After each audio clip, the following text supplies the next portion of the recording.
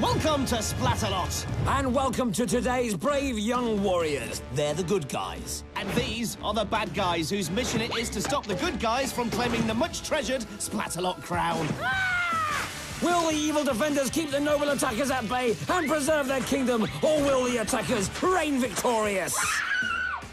So who will tumble, who will tilt, who will teeter, and who will go splat? Hello, welcome one and welcome all to Splatalot. We are Dick and Don. And welcome indeed to our medieval Splatfest. Now, you know what a lot of people ask us? To wash more frequently? What? No. Well, I mean, yes, I do. No, not that. Look, a lot of people ask us if Splatalot is actually a fake place. Of course it's not fake. It's as genuine as we are. I don't think it's a convincing argument, really. But no, it is definitely real, and it's also definitely in Canada. So it's not like you can just hop on the bus, right? No. Here's the other real thing about Splatalot, the challenges, and the first of those is the moat. The course itself is hard enough, but it's also against the clock. Only the fastest 6 will survive and move on to the next round. Which is the stockade. Our remaining 6 attackers must escape from this foam-filled prison, but only 4 will succeed and make it through to the final. This is where we really find out who's got what it takes, because at the end of this round, one of them will be wearing that crown. Well, you know, it's very comfy. I tried it on when you were in makeup. That's outrageous. What? Do you think they'll lock me up? No! I mean, I don't need any makeup. Yes, right, of course. So let's check out round 1 in more detail.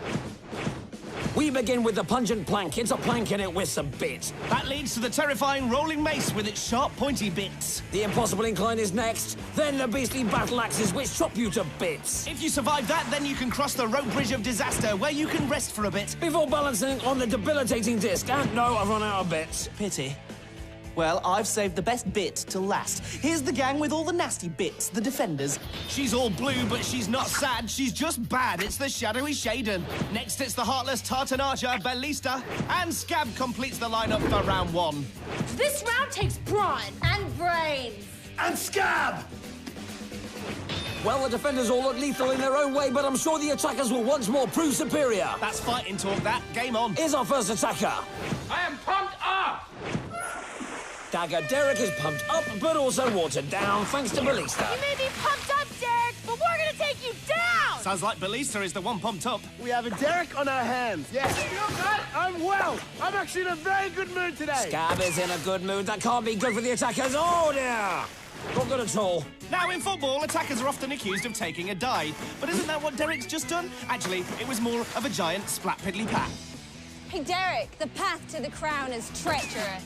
Oh, Shaden getting all mystical, but she's not wrong. The incline is indeed treacherous. It's more treacherous than a teacher accused of treason covered in treacle for no reason. You do know that makes no sense whatsoever, don't you?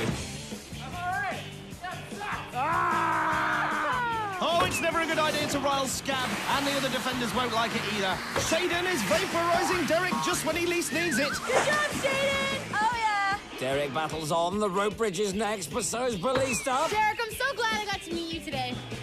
It's a charm offensive. What's wrong, Derek? You don't want to be friends? Oh, cop for that. See, charming, then offensive. You know, something tells me Ballista doesn't make friends all that easily. Now, Derek concentrating hard on the debilitating disc. Oh, splat flaps! Hoorah! That's pretty much guaranteed to break anyone's concentration. That's what the defenders do. They channel their rage, not to mention their water cannons. But Derek finishes and sets the benchmark time at 5:20. Up next, or down next, is Tamia. I like pineapple on my pizza! Tamia! Hi, I'm Scab. This is my weapon. Uh-oh. We've got a screamer. And Scab screams and splats Tamia into the moat. Wallop! The nice thing about Scab is that he always gets to the point. You always know what he's thinking. Which is more than Scab does. Yell it.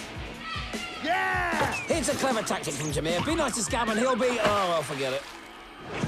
Tamia may have a crush on Scab. Scab just wants to crush Tamia. Yes, breaking up is hard to do, especially when you're falling off an oversized axe in a medieval game show. Tamia, is that okay? Ah, he does care. Best of friends, but is it the best of times for Tamia? Purple porcupine! Here's Kristine with a capital K. You must know when you come here, you're gonna get wet. And that's the moat with a capital splat. Hello, attacker.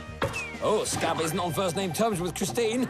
Splunker! And quite rightly, she turns her back on him. Well, Scab did splatter with a paintball. That's about as polite as the big guy gets. Hey, Kristine! Last night we had the Splat Awards, and I won Most Valuable Defender. Oh, yes, what a great night. I'm pleased to show us just what she won. Sploosh! Oh, I didn't get an invite. Didn't you? Oh. And Kristine finishes in 3:14. Certainly pacier than any of the speeches last night. So, who won the Best Splatalot Presenter Award? Let's just say we came second. But we present it. Best Splatalot Presenter, Scab. I'm not going to argue with him. OK, as you missed it, let's pretend we're hosting the Splatty Awards. Orangeville does not grow oranges! Well, that's quite an acceptance speech there from Dylan, who's not receiving the red carpet treatment down the impossible incline. The paparazzi will have a field day. The Best Supporting Splat Award goes to Adam. My shout-out is to my friend Josh, Julian, and my twin brother Alex. Clever. Always thank your friends and family. Oh, I suppose we should give all the attackers some credit for performing their own stunts. Absolutely. And now, picking up the Lifetime Achievement Award for services to splatting, it's Tianna. Chickens are gonna rule the world! What separates the stars of the splatter screen from the rest of us is their effortless grace and natural poise. She has also been nominated for Best Dunk on the Debilitating Disc. She started well with a fine rope grip, but in the end she just couldn't hang on. This really has to be one of the hardest obstacles on the course. Sloppy Poppy. Here's fellow nominee Dylan. She also started well and even managed to ease herself forward, but in the end the balancing act was just too tough. Nominica's Papa Splat. And the final nominee is Adam. He had the added distraction of a particularly focused ballista. The combination of water, slippery surfaces and gravity led to one simple outcome. A splat in the moat. And the award goes to Adam with a start time of 6 minutes 12, followed by a stellar performance from Dylan with 7:12 and a fine supporting role from Tianna with 7:30. So we're halfway through round one. Kristine leads with 3:14, and Tianna's 7:30 is the time to beat in order to advance to the stockade. So we've got 6 more attackers for Scary Scab to shout and scream at. Yeah, maybe they'll give him something to shout about. Well, whatever happens, they'll be screaming, shouting and splatting. Still to come, we've got the stockade. Followed by the grand finale, where one of our attackers will be crowned the new king or queen of Splatalot. But right now, we're halfway through round 1. We still have 6 more attackers waiting to attempt the moat challenge, so it's about to get very interesting. You see, only the fastest 6 will go through to the next round. Here are the times for the first 6 attackers. Kristine is the fastest star so far, but Tianna might fail her audition with the time to beat of 7:30. But with Scab still on the Splatzuka, Shaded on the Vapor Pistols, and Ballista on the Water Cannon, that time might be good enough. There's only one way to find out. Fast forward. What? No. Let the second half begin. Attacker number 7 is Matt. I want to make it! How peculiar. Splodge! Oh, again! Oh, I think Matt's gonna splat his way around this course.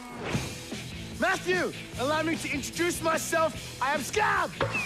Ooh, that was quite a thwack. Do not give me that look. Ah! Oh, how many times it never pays to answer back.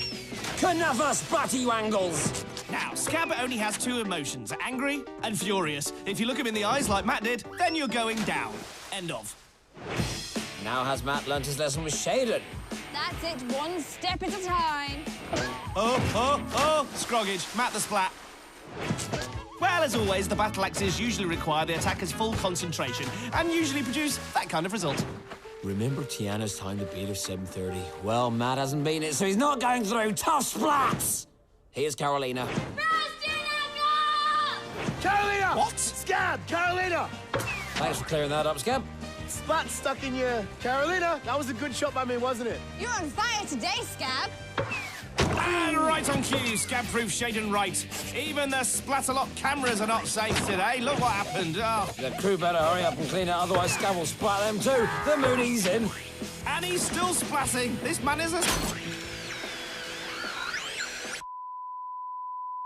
With Scab's high heels. Right, and at 5:28, Carolina is currently safe. I'm gonna save the princess and look good doing it. Princess? Well, it's a castle with a moat. Probably a princess in there somewhere. I like it. Let's rethink the whole show, shall we? Level 1, collect all 7 Splatteroons. Splatteroons? Splatalot currency. Right. Then clear the mace and avoid these splat kabooms. Stop, let's just get back to the proper contest. There's no princess, but here's the next best thing. Balista's time to shine.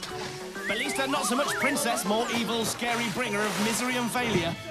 But whatever game Jamie had in his head, it worked because he's through. Time for our next attacker, Ryan. I want my newspaper back! Just buy another one. It's much easier. We've got a quick one on our hands. He really does want that paper back. Poodles! He won't be making the headlines if he doesn't get a move on. This fall has cost him a lot of time.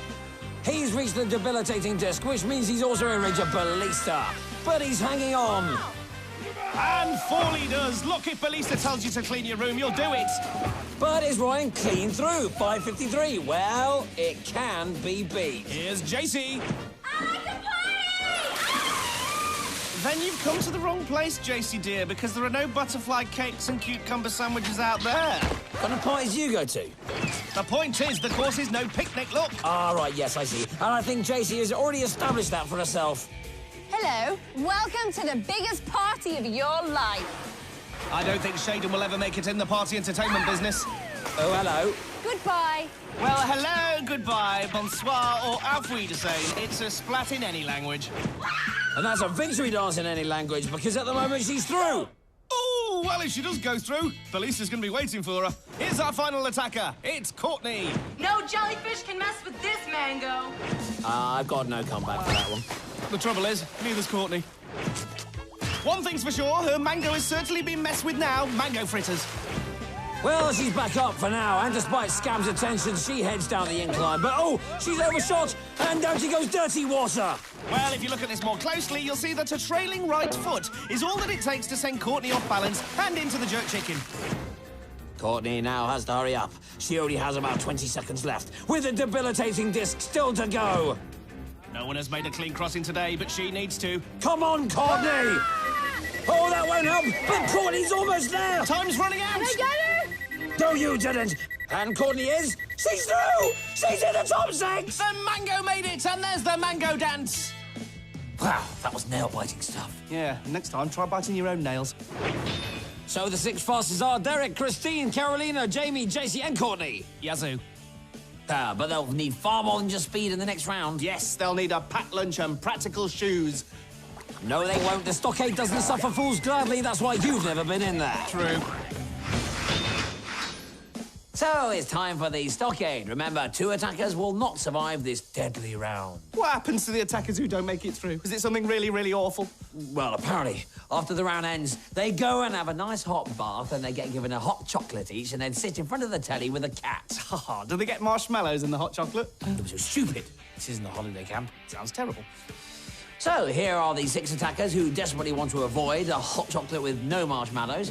Jamie, Kristine, Derek, Carolina, Jacy, and Courtney. But all of the attackers start from scratch in this round, so it's anybody's game. Here's the stockade in more detail. The attackers have to cross the giant spinning hexagon, then leap onto the smaller ones, where they can reach up for their ladder rungs. These rungs slot into the ladders on the other side of the stockade. They then have to grab one of 4 flags and make their way out of the stockade to freedom and glory. There is, of course, one more vital piece of the jigsaw that we've kept up our sleeves. Give it here. No wonder I couldn't finish it. Right, here are the new defenders.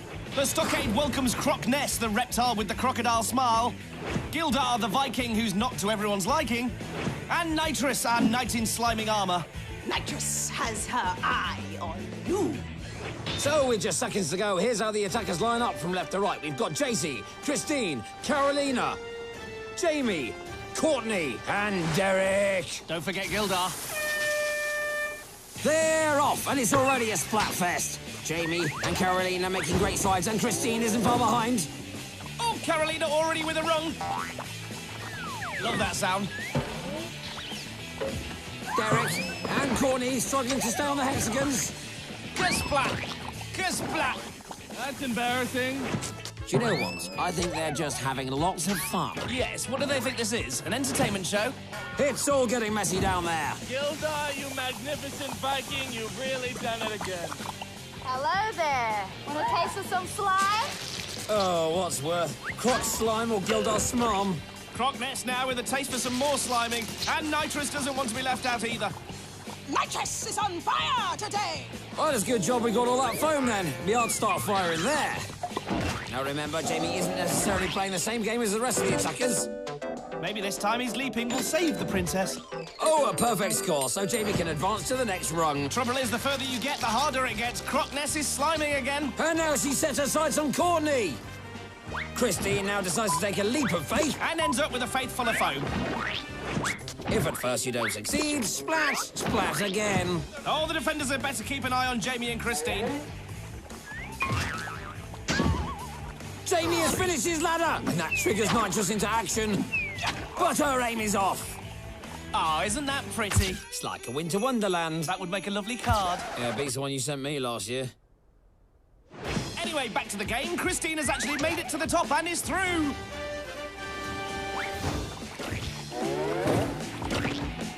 Jamie's now also finished, which means there are only 2 flags left and 4 attackers. Splat, Derek's in trouble.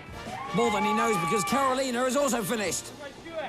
Well, thanks to the splat cams, we know where your shoe is, Derek. But we're mean, so we're not going to help you look for it. Speak for yourself. All right, go in there and help him then. I can't, I'm allergic. To foam? No, to Gildar. Sorry about that. Panic over. Derek has his shoe. Now he needs to panic about 1 flag remaining. This is where it gets nasty. It's survival of the slimiest. Oh, as Derek has just proved, he blocks Jacy. Well, if you ask me, Jacy hesitated, and she who hesitates is splattered in this game. But will it pay off? Meanwhile, here's a pop quiz for Nitrous. Which boy band had a #1 hit single with Shine? Take that! Is there nothing she doesn't know about the world of pop music? Back to the contest, and Derek has grabbed the last flag. Courtney's still trying, but surely it's all in vain. Yes, it is, as Derek becomes the 4th and final attacker through. And there they are, the triumphant finalists. So no marshmallows for Jacy and Courtney and their hot chocolate. They are out. You know, you're not gonna win this. You're not gonna win this at all. And it's because of your sass. Gildar, as usual, finding excuses, but it won't affect the outcome. Through to the final are Kristine, Jamie, Carolina, and Derek. You know, the stockade is my absolute favourite round. Oh, it's lovely. So now we move on to the finale. Oh, great, the finale is my absolute favourite round. Has anyone got a colouring book for Dick? Stand by for plenty of teetering, the odd tosser, and rather worryingly, some happy defenders. Yeah! It's splat time! Why don't we just take a moment to celebrate some classic splats? We're gonna take you down!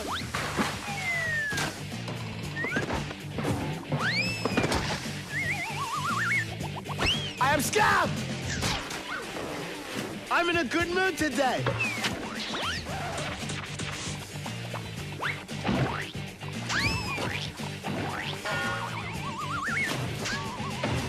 And that's why we call it Splatalot. So we have 4 finalists, but only 1 will succeed in claiming the crown. Stop right there! As the self-appointed representative of the defenders, it has come to my attention that unless the attackers are absolutely awful, the defenders can never win this competition. But if the good guys don't win, then the audience is going to feel let down, and then the show's going to be axed. Strikes off. Good, right, let's get on with it then. Our finalists are Kristine, Jamie, Carolina, and Derek. They've got a big challenge on their hands, and only one of them is going to get to rule the kingdom of Splatalot. Well, now you've mentioned them, here they are. Gildar, Ballista, Scab, Crockness, Nitrous, and Shaden. Mean and marvellously moody.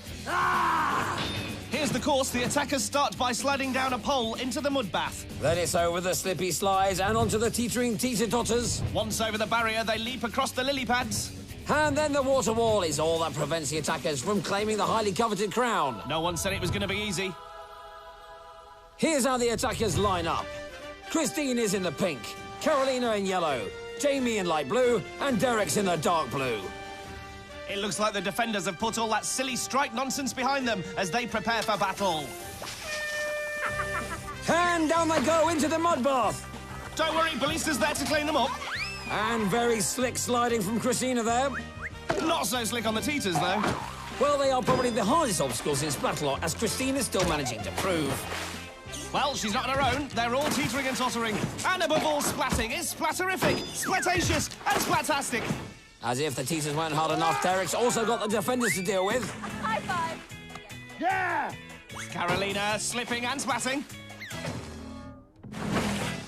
I'm going to politely remind everyone that this is actually a race. Gildar's just right for telly, don't you think? And Kristine's just right for falling off a teeter. I don't know if that was the response Gildar was after, but that's what he got.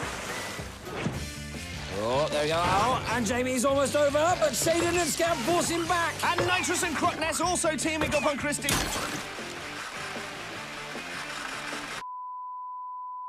I know the defenders called off the strike, but we'll definitely be off the air soon if we lose any more cameras. And Kristine now, the first one onto the lily pads. The defenders need to step it up. Not far behind is Jamie. It looks like Ballista and Shaden have heard you. And down he goes. How about a little slime tasting? Does she have any choice? Carolina and Derek are a long way behind now. Can anyone catch Kristine? I think she's going to be our new queen. She's one leap away now. And she's made it. No, she hasn't. It's all about the elbows, you see. Get your elbows onto the platform and you'll be okay. Otherwise, the course will just give you the elbow. That's it. Now jump. Will this allow the others back into the race? Jamie finally makes it over the barrier and he might now catch up with Kristine. Who leaps again and fails again? I don't think Derek will affect the result, and it's all about Kristine and Jamie.